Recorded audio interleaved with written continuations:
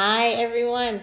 I am here today to discuss another round of conversations today with Sheila Lamb, who is an author and who runs fertility books on Instagram. She is the mother of a donor egg baby. She was trying to conceive for a while, and she's run just a series of books.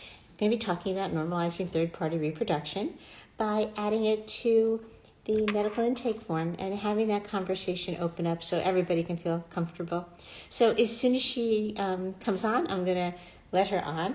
And the update right now is that we are planning our next webinar, and it's going to be focusing on the parent and the child, or as we should really say, not the child, because this is really a conversation to have with somebody regardless of the age they are. So we want to be sure that everybody's comfortable. So as soon as Sheila comes on, we will start our conversation about how to open up the conversation to children, how parents can be comfortable telling their story. So I'm hoping that she comes on soon. She has written a plethora of books all about becoming comfortable telling your story. And I do not think that's her, but here she comes. Okay, so as soon as she asks to join, we'll get her on, and we'll be set to go. So hopefully that will be very soon. Okay, here we go. I think Sheila is going to be coming on now. I hope. I hope. Okay, let's just see. Accept. Okay, here you go. Hi, Hi, Sheila. How are you? I'm fine. Hopefully the video bit will show in a minute. Oh, okay, good, good, good, good. A little internet situation seems to always go Yeah. on, right? Like when we did our conversation and we couldn't save it, but today we get to talk about your books and your journey and becoming a mom and how that led you to all your books. Oh, Uh, sorry, let me just get it round the other way. That's the prop. Let me get it okay, on. well, There we perfect. go. There you are. There you are. So nice to see you. And you. My apologies. I'm usually the one doing the live, not being invited on a live. Well, it's a treat then. I'm It honored to is. have you come on then and talk and flip it around a little bit. And I so Yeah. enjoyed our conversation before that it's exciting, to be able to speak to you because you've spent so much time and so much energy in trying to help people to tell their story. And and so I'm not sure where we should start today. If you want to maybe explain to people how you even started reviewing books and writing books as an author. Oh, I think you're frozen. I don't know what happened to you. Okay, let's just see if you're there now. I'm going to accept you again. I. Sorry. Oh, that's Hi. okay. No, sorry, it just came up and said that the live had finished. Ah, no, no, no. It wasn't. We didn't even get started. I know. So I just had to, and then it came as if it was like you'd saved it and it was playing. So I have no idea Oh, what's going on there, but yeah. hopefully. Your picture is frozen, Sheila. Your picture is frozen, so we can't Can really. you hear me okay? Yeah, we see you, but we can't see you moving or talking, but we can hear you. Oh, So that's all right. maybe we should just go on that premise if that's okay. Yes. It could sort itself out, couldn't it? I hope so. I hope so. I'm not sure what part you heard, but I was starting to say that you've written, a plethora of books, and you have reviewed books, all to help people to tell their story. And I was just wondering if we wanted to start off just having people understand how you even came to write these stories and got involved in the fertility community writing these books. Yes, sure. I'll fingers crossed that it carries on working okay now. Um, yes, I mean my story started like wow, 15, 16 years ago. Yeah. When I was 40, trying to get pregnant.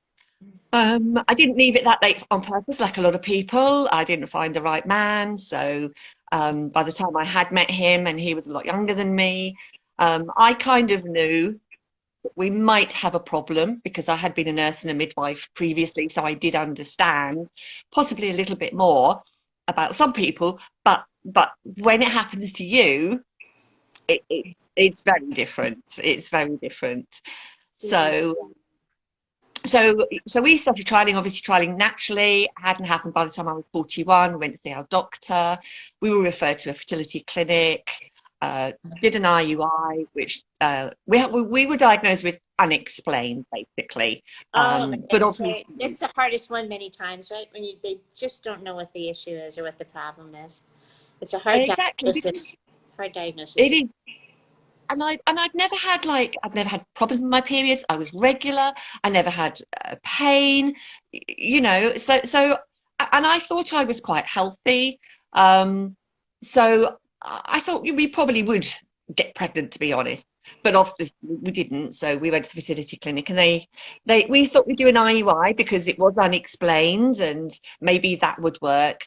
That cycle didn't work, and it was quickly suggested that we did IVF, Uh-huh. which we kind of thought was probably sensible because I was like 41, 42 now anyway.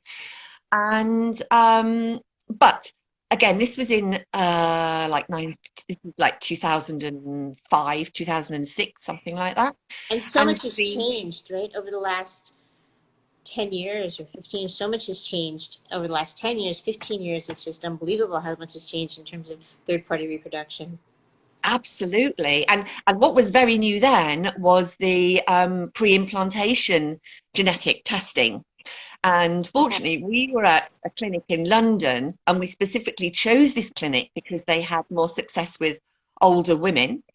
And we were near enough to London to get into London. And they told us about this new testing, and obviously it was very new, but it made sense to us because if the problem was my eggs, then it was a good idea to have the embryos tested. So on that cycle, I think I can't remember how many eggs exactly we collected. It wasn't a huge amount, but six fertilized with ICSI. And they did the testing, and only one of those embryos had the correct number of chromosomes. All the others had like extras, or out of like the eight that were tested, there was only two. Mhm. So, they said this indicates that your eggs are of older quality. Anyway, we had that one embryo returned, and I wasn't hopeful because by day 5 it should have been like a bundle of cells, and it wasn't. I think it was only about 10 cells, something like that, but you never know. Yeah. So we put that one embryo back, but sadly it didn't work. I'm sorry. And so thank you. So the clinic immediately, gave us the feedback about the quality of the embryos, and they said, "Look, we really think you need to think about donor conception." And obviously, we weren't ready at that point. Nobody is ready when they hear those words. So we had unexplained. I knew people who'd gotten pregnant in their early 40s, who weren't perhaps as healthy as me.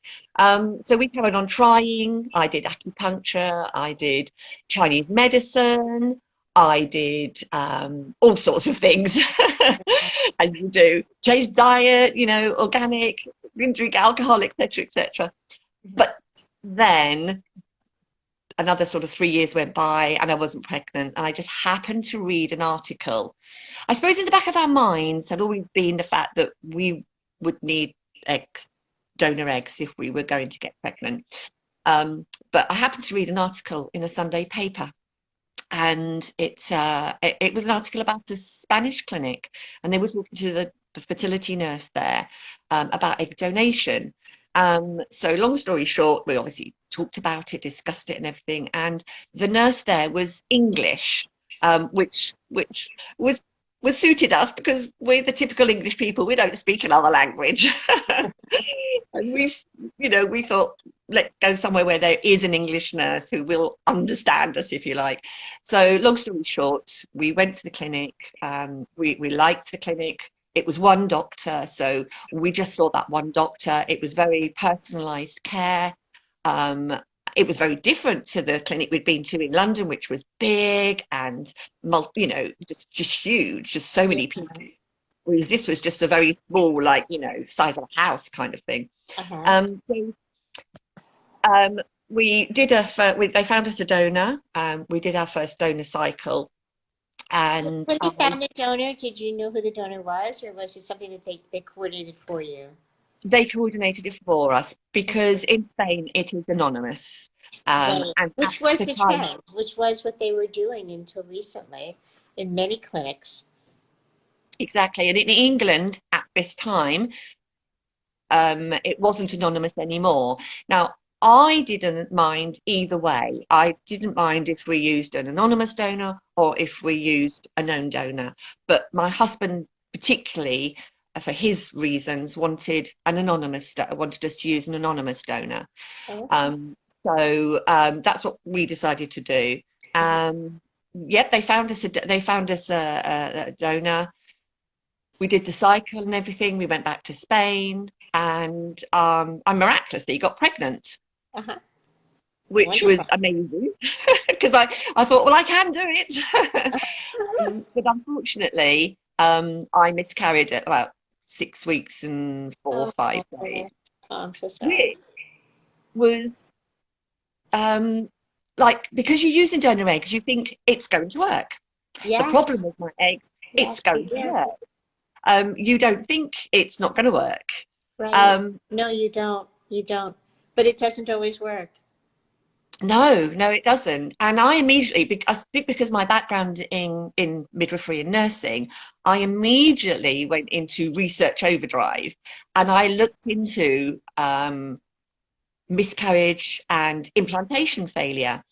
And I came across a doctor called Dr. Alan Beer, who uh, has he's dead now, sadly, but his whole thing was looking into the relationship between the immune system and miscarriages and IVF implantation failure, Very interesting.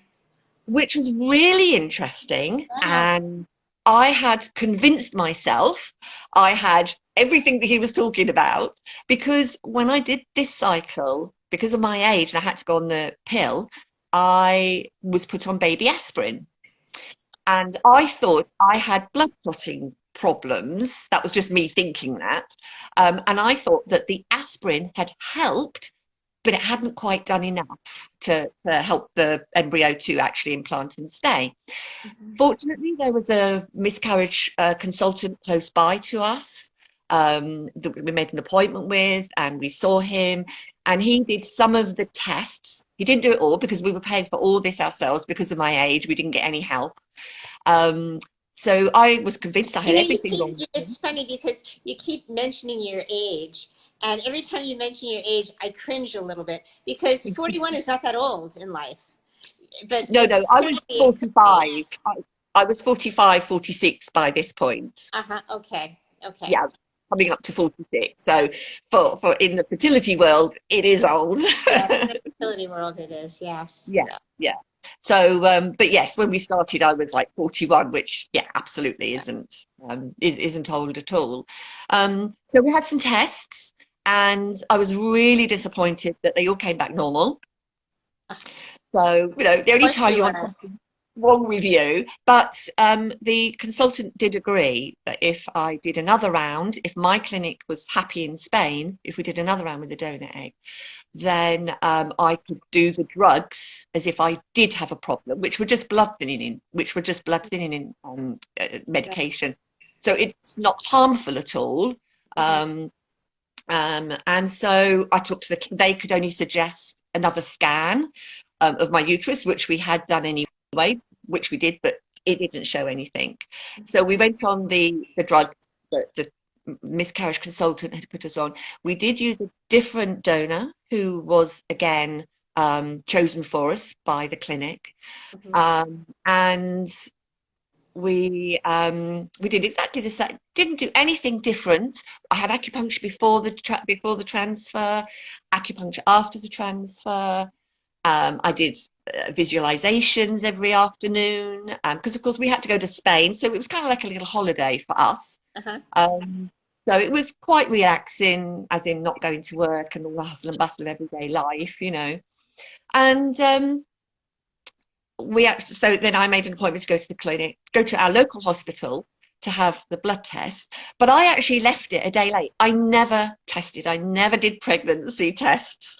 I think Mhm. I did one in the whole of my time of trying to get pregnant. I just couldn't bring myself to do them.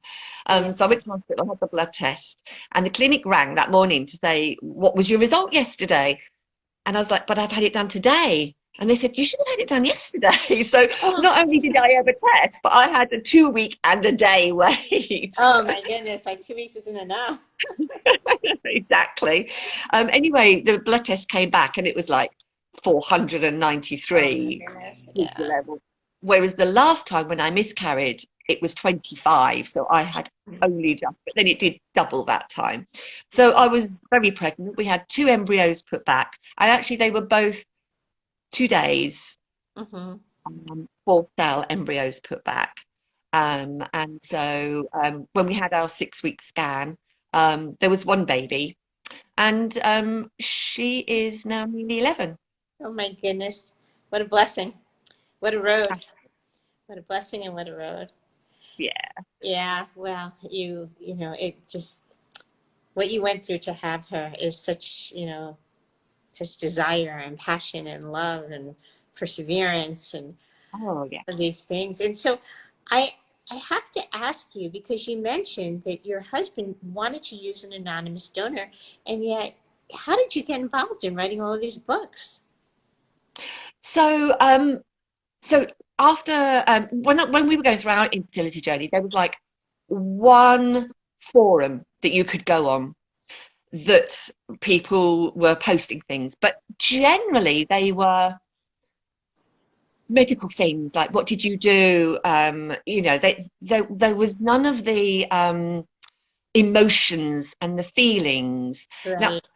I suppose I was quite lucky, if you could call it lucky, in the fact that I had a friend who lived close by. We'd been work colleagues who was also going through infertility treatment at around the same time.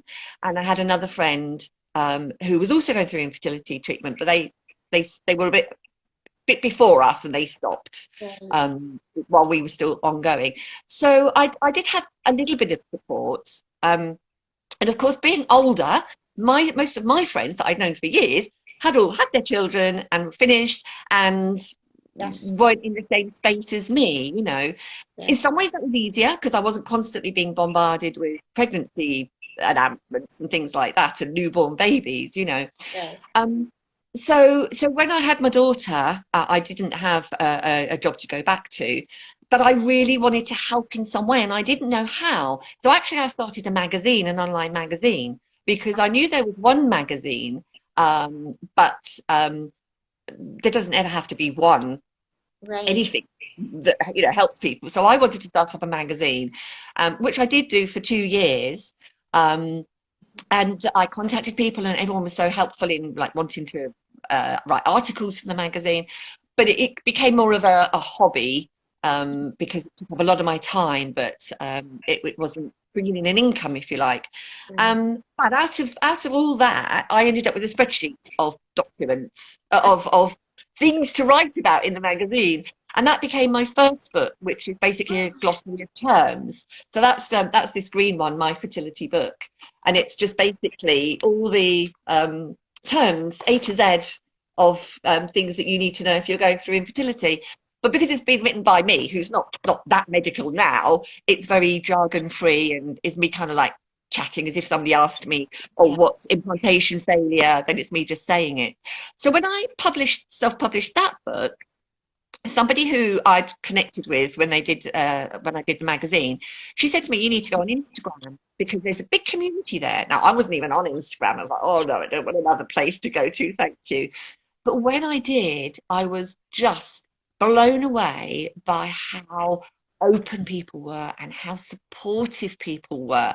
And to be honest, although my journey had ended like, sort of what, 6 years before, it still helped me, so much with what people Yeah, were I'm saying. I'm so like, glad that you're saying that because you go on these journeys. We call them journeys, but they're "Mm, hard. They're hard journeys. They're hard paths. Like with any path, some of them get very bumpy and very rocky, and then they get smooth. And then you get to the end. But they're very hard, and unless we process what we went through, it's still there in such a prevalent manner. And so to me, of course, 6 years later, if you hadn't had an opportunity to really talk about it, it's still so relevant in your life. Oh, absolutely. And absolutely. And I kept thinking, if I didn't know that this community was here on Instagram, there must be loads of other people who don't know. Yeah. So how can we share this information? How can they not feel so alone? Because that is one of the worst things. Thinking it's, I mean, I knew it wasn't only me because, as I say, I had friends, and Right. I remember when I was a midwife booking someone who's booking after having IVF. Right. Um, but where do you get this, where do you get this support from? So I just contacted people who I knew through the magazine, but people who I started to follow on Instagram. And I said, do you fancy sharing your story? And I'll put it in a book. So the first book was just literally about trying to conceive. So just about infertility. So it's people sharing their stories about how they dealt with just infertility. And then I thought to myself, hang on a minute, there's fertility treatment after that. There's the 2 week wait after that. Mhm. Sadly, there's miscarriages, people who get pregnant naturally have miscarriages, people and then maybe go on and have subsequent miscarriages. It's not uncommon to have a miscarriage after fertility treatment. So there's also a book on miscarriages. So basically, and this is the IVF book. This is the pregnancy and baby loss book. So I just call them the This Is series because I feel that the people writing their true stories are saying this is what it's like. Yeah. So, So when did so you? that was, Yeah, I think it's a gift. I think all of these books are just gifts to people, to help them through what they're going, help them through the process, and to help them to tell the story to the children also, so that their child can understand what's going on. So, at what point did you think that it's important to start to tell the child about their journey or about your journey to have them? um, although we never had any counselling or anything like that prior to doing egg donation, I had always wanted, if we had a child, I had always wanted them to know Mhm. they came in such an amazing, sorry, they came in such an amazing way into our life. Sorry, No, I don't get upset. I do get upset still, but I don't get upset in like a horrible way. It's just, it's just such an amazing way that you can, have your child. But I yes, always wanted, I was, I was so proud that we had her, and I was always so open about having to do, IVF, and because I wondered if somebody I was talking to, even if I didn't know them, I wondered if they knew something that could help me.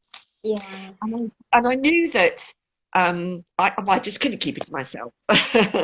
So so I always felt that if we had a child, they needed to know. It wasn't right that they didn't know, and that was just just our way. So again, never talked to anybody. I didn't know anyone who'd done egg donation or sperm donation, any kind of donor conception at all. and 11 Um, years ago, people were just not talking about it at all. exactly. And of course, there were no books. Yeah. I think maybe 5 years ago, the only book I knew of was by somebody in Australia. And that wasn't just purely about egg donation. So even from when my daughter was born, I would just talk to her, when she was falling asleep in my arms, when I was feeding her, and I would just sort of say, mum. And I suppose another thing as well was that because I was in my 40s, I was 47. She was born a week after my 47th birthday. What a I present. knew, thank you, I knew that eventually she would know when she learned about how babies are made. Right. She would think, hang on a minute, if they're saying that your fertility falls off a cliff when you're 35, how did you have me, mum, when you were 47? Right. Right. So I she grew knew up. that. She grew up knowing. You grew up. She grew up with you telling her. Yes, I mean, I used to tell her to say when she was a baby, and then And then, although it was constantly on my head, and every night when, I kissed it goodnight, I would always, sort of thank the donor. It was always on my mind. It wasn't something we spoke about all the time. And to be honest, when she was a toddler, it kind of just didn't happen. And then it was when she was 8, I said to my husband, we actually need to like tell her. I've told her things, but not as in really explained to a 2-year-old, 3-year-old, or shown her books. Right. So me and my husband, we didn't make a big thing of it. We just said to her, and I'd always said to her, oh, mummy is older than the other mums, and she obviously got to learn that when she started going to school and would look, would compare me to the other mums, even friends that we've known since she was a baby. And we just said, oh, mummy, when mummy had you, she was 47, so it was a little bit older than usual, and we needed the help from another lady who had eggs that she didn't need. I can't remember exactly the words, but we just made it very, and the only thing I remember her saying was, "Do I have two mummies?" And I remember my husband, before I could speak, my husband said, "No, you have one mum." And I've always been comfortable with her maybe saying, have I got another mum, or wanting to know more. And in actual fact, she hasn't wanted to know more. She hasn't really asked questions about the donor. She knows the donor is from Spain. She knows we don't know who it is. And every now and again she might she might say something like, she tans, she's blonde, she's blue-eyed, but she has lovely skin in the summer. And she said, and I'm white, I'm pale, I'm the palest of pale that you could possibly be. And when she mentions it, I said, well, that's because the donor lived in Spain. The donor came from Spain. That's why you've got the nice tan skin. And she's like, oh, okay. And it's never a big concern with her. That's possibly just her personality. I think it's also the way you started telling her when she was young, and that Yeah. it wasn't a secret, that it was something that was left open for conversation. And so when you did sit down and tell her with your husband, it was just a natural progression of the conversation, similar to the books. So now, um, you have all of these books that you're reviewing, and you started actually an Instagram page about books. And so you've really taken this to the next level of helping others in finding the right way to tell their story. Or so it Yeah, seems to me. yeah, absolutely. I mean, I think, yeah, I love writing and I love books, and I love the way that people are willing to share their story. Not everyone can, and that's fine. We don't need everyone to share their story. Um, No. but No. whatever their story is, I think it's amazing. And actually, just before we came on the live, I was watching your first webinar about the third party reproduction, and Camilla Gauti was talking. Uh-huh. Because I remember I've always thought that when people say, oh, these celebrities, especially the older celebrities, they should come out and say that they've used donor eggs. And I've always felt no, because there is another person involved. There is a child, a person involved, and they are born of a celebrity, whether naturally conceived or not. So we shouldn't put the onus necessarily on celebrities to say how they've made their family. That's my belief. Yeah, it's So interesting. I think I don't think it's necessarily that a celebrity should come forward. I mean, Camille is just, mm, beyond spectacular and such a love. She really is. Even though yeah, she plays a great villain, she really is a love. But I think the benefit is that it puts a spotlight on the fact that it's another way to normalize this process. It's another way that people have a family and build their family, and that's why she has been so open and receptive to try and help people through the process. So when I had spoken to her really about this initiative to open up the conversation, and you said this a few times, and I'm so glad that you did, for those who want to open up the conversation, right? We're not forcing people to open up a conversation, but for those who want to open up the conversation by putting it on a medical intake, then she was so on board with it, because she said, yes, let's just put it out there for the world to see that this is, it's just another path to being born and to being conceived, just like adoption is. absolutely. And it's amazing that any celebrity does want to well, like anybody, it doesn't matter whether they're a celebrity or not, because, Right. I you don't know, think, yeah, some people will share information. I mean, look how generous you are in sharing your story, and not just sharing your story, but writing books, and not just writing books, but now reviewing books and letting people know, which ones might be helpful for them. So I think people are very generous when it comes to this because they know the struggle that others yeah, have gone through. yeah. And I mean, I think about it as, I mean, I know I'm older, I'm not going through it now, but my daughter, she will get to the point, maybe, when she wants a family, her friends will. And I don't want it to be how it was when I was going through it. And there wasn't much to read, there wasn't much sharing. So if we can make it better for her and her generation, then that's why I carry on sharing and why I do what I do. Yeah, I know. Obviously, I think that that's wonderful. And we even talked before about maybe having this initiative brought over to the UK, if at all possible, so that people all over the world can actually be able to share or be asked the question of how they were conceived or what their family history is, so that they don't put down the word other. Yeah. So I don't know if we'll be able to do that, but it certainly is a lovely thought that maybe it is even an option, that this is something that can catch on all over, and hopefully will. Yes, yeah. I mean, that would be amazing. And yes, I will do I will do what That's I okay. can. No, no, I'm not saying that to give you pressure at all. Oh no, no, I'm no, saying no. that because your message is the message that we're having all over. Yeah, yeah, exactly. And it was interesting actually because I hadn't thought about it before. And when we were talking, and I thought about it afterwards. And when I went to have my scan, the nuchal scan here to check for the Down syndrome when you're pregnant, and I had said that at the hospital that I had used a donor egg to get pregnant, and I, I, I think they were quite like, oh, I don't know if they hadn't had anyone say that before or anyone who was open about it before.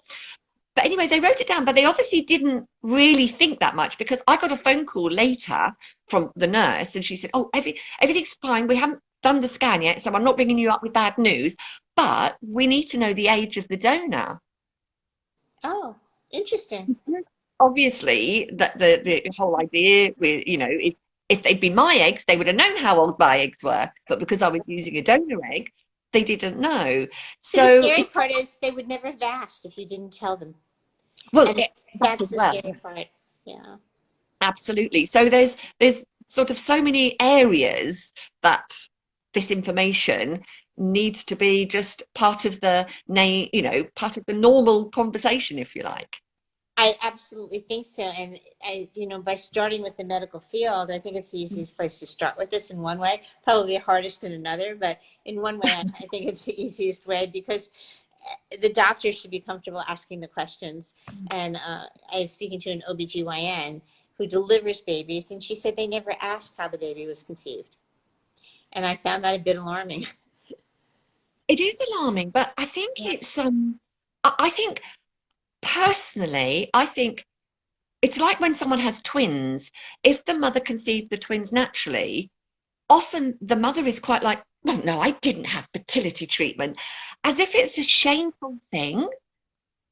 Yeah, I don't know. I almost feel like the fertility treatment per se has moved. Like it's moved a little bit where it's not as shameful or Mm, shameful mm, so much, whereas third party reproduction has taken that place now. And yeah, and we're trying to change that. We're trying to say that there's nothing wrong with third party reproduction. It's just another way to build your family. Just like there's nothing wrong with adoption. It's just another way to build a family. So a lot of it comes, I think, because people don't realize it's a medical diagnosis. This isn't a whim. This isn't like you did something to yourself. You did nothing to yourself. You have a diagnosis that is allowing you to, unfortunately, have this condition where you're not able to conceive. yeah, yeah. And it's not a luxury. Doing fertility treatment isn't a luxury. It is a So, luxury, yes. you Yes. know. And there's grants and there's loans and there's different agencies, but no matter how you look at it, it is a financial Mm, it is a financial undertaking. It definitely is. absolutely. Absolutely, yeah, Yeah. absolutely. Well, thank you so much for coming on today. This was such a pleasure, really. It And was lovely. Thank you. yeah, and I'm sorry you had such a struggle and such a long journey, but so happy you have your daughter, and Yeah, so thankful for what you do, actually, because oh, I love it. It's just lovely to know that, books, people gather their information and have support in so many different ways, from podcasts, from YouTube, from reading. It's wonderful that everyone's doing so many different things and you can find yeah, the so best way that supports I would you. encourage people to go to your Instagram page just to look at some of the books that you have recommended and that you look at and you review, and of course your books as well. So Thank you. yeah, so thank you very, very much. I appreciate it. And Thank you for inviting me, Laura. It was lovely talking to you. oh, Thank you too. you. My pleasure. Best of luck with everything. I have Yes, this frozen thank picture of you, but you. so hopefully next time we'll be able to chat a little bit more live. But anyway, thank you for everybody who joined. I hope you enjoyed the Instagram. I'm going to try and save it now, so fingers crossed. Yeah, fingers crossed. I'll speak with you soon, Laurie. Take Okay, care. bye bye. Thank you. Bye. Put my glasses on to make sure I save it right. Okay.